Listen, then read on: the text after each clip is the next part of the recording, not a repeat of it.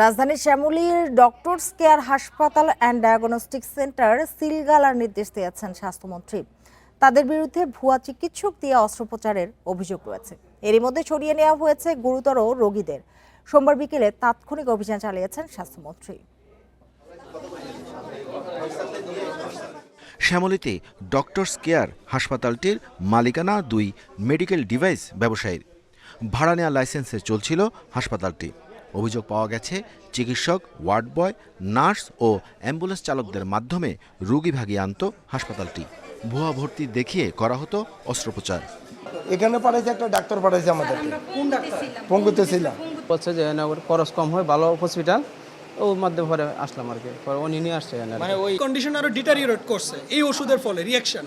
তো সেই জন্য আমরা এখানে কনসার্ন হয়ে এখানে আসছি যে কোন ধরনের ট্রিটমেন্ট দেওয়া হয়, যে ট্রিটমেন্টের ফলে রোগীর অবস্থার উন্নতি না হয় আর অবনতি হয়। আলামিন স্যার আসলে শুনছি যে উনি নিটোরের বসে পঙ্গুতে।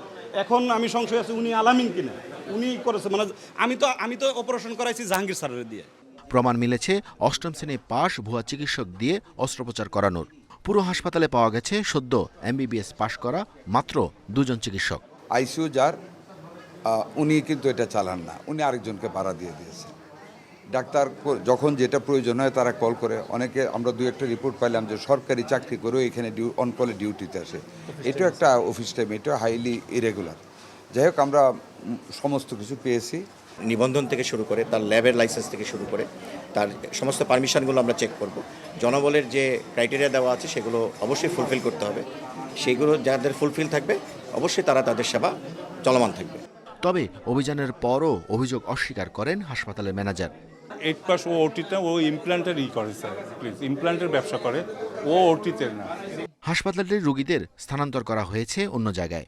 মঙ্গলবার শ্যামলী থেকে আসাদগের এলাকার সব বেসরকারি হাসপাতালে অভিযানের ঘোষণা দিয়েছেন মন্ত্রী।